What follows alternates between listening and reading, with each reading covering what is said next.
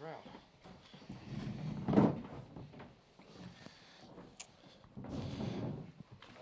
All right, we'll begin with Georgia. We'll ask Coach Smart to make an opening comment, and then we will take questions for both Coach.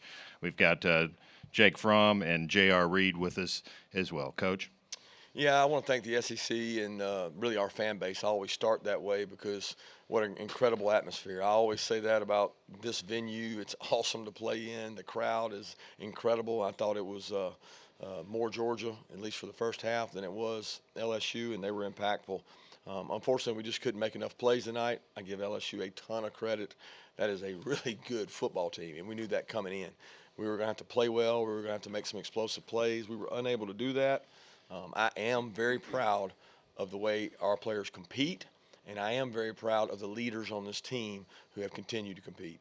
That's not what we thought was going to happen, and certainly disappointed, but it doesn't take away the fact we've been here 3 straight years, and I'm really proud of this senior class who've led us to a lot of victories. Thank you, Coach. If you have a question, raise your hand. Mariana and Kelly have the microphones, and we'd ask you to give your name and affiliation before your question. Question for Coach or the players? Okay, we'll go up here in the front. Kelly, right here on the end.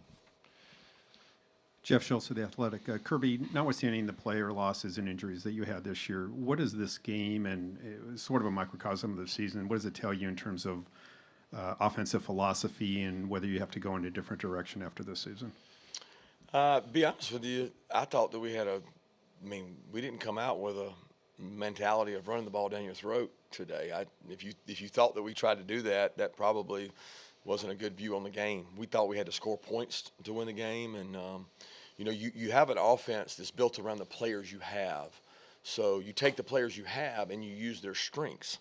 Well, with the players we have certain strengths. We usually have good pass protection. We have a good offensive line. We got good backs, but our ability to run the ball has not been consistent this year.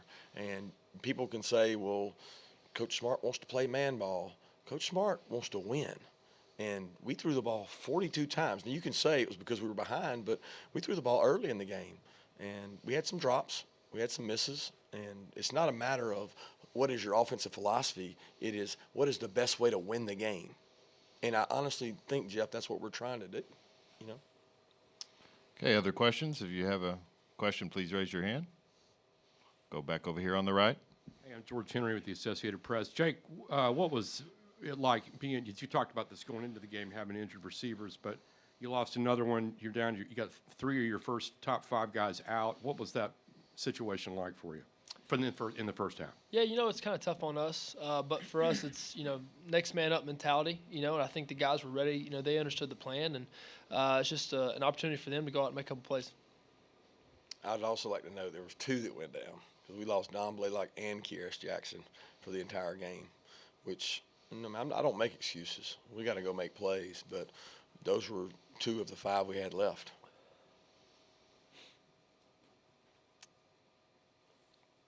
Other questions for Coach and players? Go back up here to the front row. Jake, I just want to be sure because it seemed like nothing really this season offensively was ever fully in sync. You've talked about that after games before the season. Were you fully healthy this season? I know you don't want to use anything as an excuse, but I was just curious. Yeah, I was fully healthy. I went in every single week, 100%, and ready to go and help my team any way I could. Okay, back over here on the second row, and then you're out. JR, just going against Joe Burrow, what he was able to do, from your vantage point, what made him be able to be so successful today against you guys?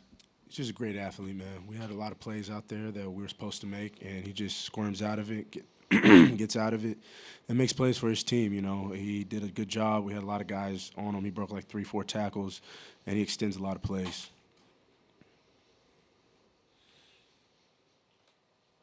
Okay, other questions? Raise your hand. We'll get a microphone to you. Go back over here on the right. Jake, what was that like having the pass drop on Lander's play? And I'm not asking you to point a finger out at him, but just the kind of the deflation that happened after that. Did you kind of feel like that was the last gasp situation for you guys? No, for us, it's always about fighting, and stuff happens in football. That's part of the game. There's a lot of ups and downs, especially big games like this. There's a lot of ups and downs in it, and you just kind of have to weather the storm at times, and go and try to make the next play. Okay, we'll go back over here to the right on the aisle. This is for Coach Smart, Gary McKillop's AP Radio. You were pretty much in this ball game going into that third quarter. Was that 70-yard pass that that was thrown? Was that the kind of the backbreaker in this game? Yeah, there were several. That one was frustrating because we thought we had a really good call on. We had a pressure, and we had a guy come sky free. He missed him, and then I think we missed him again maybe on that same play. And, hey, I thought that was the perfect call by our defense coordinator, and they made a better play than we did a call. And sometimes players do that. And you learn in coaching that good players make big-time plays, and that was an incredible play by Joe Burrow. We brought 6 people. When you bring 6 people, you expect to get home. And he made a hell of a play. I give Joe Burrow a lot of credit, man. He is a phenomenal player. Okay, back over on the right. Kirby, just so I understand, but it looked like early in the game you guys were only bringing 2 or 3. I mean, I could be completely wrong, but just the defensive philosophy early in the game, it looked like Burrow had just tons of time out there. Yeah, we had a 3-man, a 4-man, a 5-man, and a 6-man rush, and we try to change those things up. You do a lot of studies going into the game of ways to get incompletions because you're basically fighting for incompletions on them, and we got pressure at time. We didn't finish. When we had the 3-man rush, a lot of times he was able to hold the ball, but we had a lot of guys covered, and you're fighting. We got him to 3rd and long on that opening drive and didn't get off the field, and they end up converting to a touchdown. So I give him a lot of credit. But, yeah, we did. We 3-man, 4-man, 5-man rush. We played 7 DBs. We had a lot of different looks. Okay, we'll go back over here on the right. Do you have one? All right, over here on the near aisle. Kirby, what was DeAndre Swift's real status at the start of the game? DeAndre Swift's real status was he practiced all week. He did everything we asked him to do. He said he was going to be able to play and thought he'd be able to compete and play. He felt good in warm-ups, and he played. I mean, there was no – I mean, as far as I know, he was fine. Now, towards the end of the game, we ended up holding him out once the outcome was decided. But he seemed fine to me. Okay, we'll go here on the second row, right in front. JR, just to kind of go back to what you were saying, I think for that second touchdown, it was a 3-man rush. I think Joe had like 8.5 seconds before he threw that touchdown pass. I mean, how tough is it to cover guys for that long before that? It's a very tough thing to do, but at the end of the day, it's our job to cover in the back end. So we gotta cover those guys. We gotta get the ball down. It's something we practice. We knew what the game plan was going in, and we just gotta do that job. We'll go 3/4 of the way back on the right. Kirby, what's the biggest thing about LSU's offense that just kind of took the SEC by storm this year? Is it the quarterback, the play calling, the running back, combination of all of it? What can you put your finger on? Yeah, that's a great question. First of all, I've been in this league for a long time, and I don't know that I've seen the combination of things they've got. Okay, they've got an elite quarterback that's a really good athlete. All right, they have a back that is a matchup guy. He can match up on anybody and go win. They've got really good wideouts, and they've got experience at the offensive line. So they go tempo, but they don't go tempo to just run the ball. They go tempo and take shots. They never change personnel. They play 28 consecutive snaps with the same people on the field. So it does not allow you to substitute in the pattern that you want to.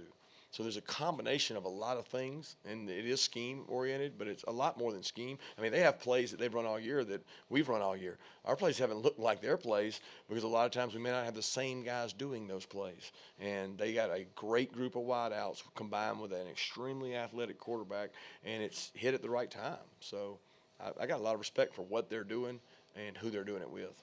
They're hard to defend. Got one final question here with Andy in the front row. Going to that answer in the offensive velocity one. So Joe Burrow's numbers last year were pretty much identical to what Jake's were this year, and Jake's were better the first 2 years.